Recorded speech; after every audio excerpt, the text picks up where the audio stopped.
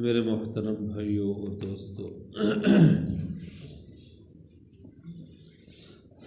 جب نیک آدمی مرتا ہے، دنیا سے جاتا ہے،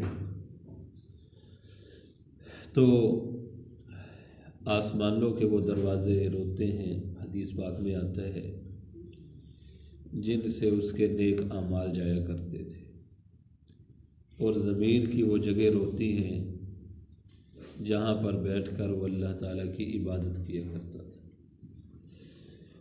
اور جب برا آدمی مرتا ہے تو آسمان بھی، زمین بھی، ہر چیز وہ خوش ہو جاتی ہے،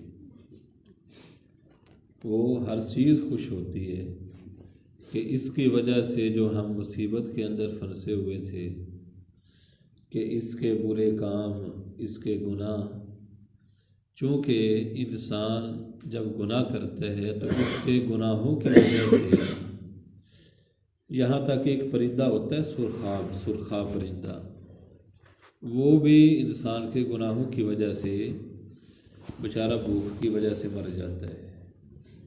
اتنی گناہوں کی نحوست ہوتی ہے دنیا میں۔ تو اس وجہ سے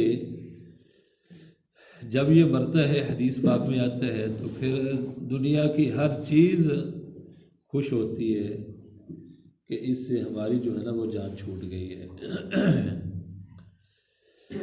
جب نیک بندہ، اس کی موت کا وقت قریب آتا ہے تو اللہ تعالیٰ ملک الموت کو فرماتا ہے کہ میرے فلاں دوست کے پاس جاؤ، اس کی روح قبض کر کے لے آؤ، میں اس کو ہر طرح سے امتحان اس کا لے چکا ہوں، وہ میرا ہی نکلا ہے، وہ میرا ہی ہے، وہ میرا ہی نکلا ہے، تم جاؤ اس کے پاس، اس کی جا کے روح قبض کر کے لے۔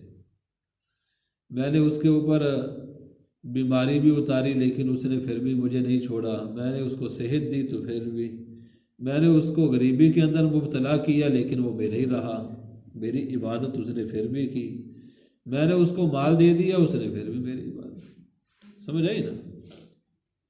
عام طور پہ ایسے ہوتا ہے، غریب لوگ نماز پڑھ لیتے ہیں، جب مال آ جاتا ہے پھر مسجد میں آنا شرم ہو جاتی ہے۔ وہ چودھری صاحب مسجد کوئی کی ویکھدا کی آکھے گا، وہ سیٹھ صاحب ہی مسیتے جاتے پہ، وہ چودھری صاحب تسی مسیتے کیویں، تانوں کی ضرورت؟ سمجھ آئی نا؟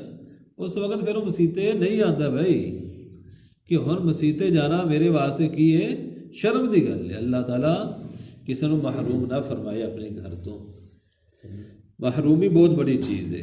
سمجھ آئی نا؟ اس لیے نماز میں سب کو برابر کھڑا کر دیا، صف میں امیر ہے وہ بھی کھڑا، غریب ہے، سب کوئی برابر ہے۔ سمجھ آئی نا؟ شریعت نے سب کو، چودھری ہے تو ادھر ہی آ جائے، وزیر اعظم ہے تو وہ بھی ساتھ ہی آ جائے، اور اگر کوئی چپڑاسی ہے وہ بھی ادھر ہی آ جائے، ایک ہی صف میں، ٹھیک ہے نا؟ کوئی فرق نہیں ہے، کوئی فرق نہیں، سب کے سب ایک آدم علیہ السلام کے بیٹے، حوا کی بیٹیاں ہیں جتنے، کوئی فرق نہیں، کسی کو کسی کے اوپر کسی قسم کی فضیلت نہیں ہے کسی کو۔ ہاں اگر فضیلت ہے تو ایک وجہ سے ہے، دین کی وجہ سے فضیلت ضرور ہے، جو اللہ سے زیادہ ڈرتا ہے وہ فضیلت والا ہے، اس کے علاوہ جس کے پاس مال زیادہ ہے، گاڑیاں ہیں، کوٹ، اس کو کوئی فضیلت نہیں، سب برابر ہیں۔ تو اللہ تعالیٰ فرشتوں سے فرماتا ہے میرے فلاں دوست کے پاس جاؤ، اس کی روح قبض کر کے لے آؤ۔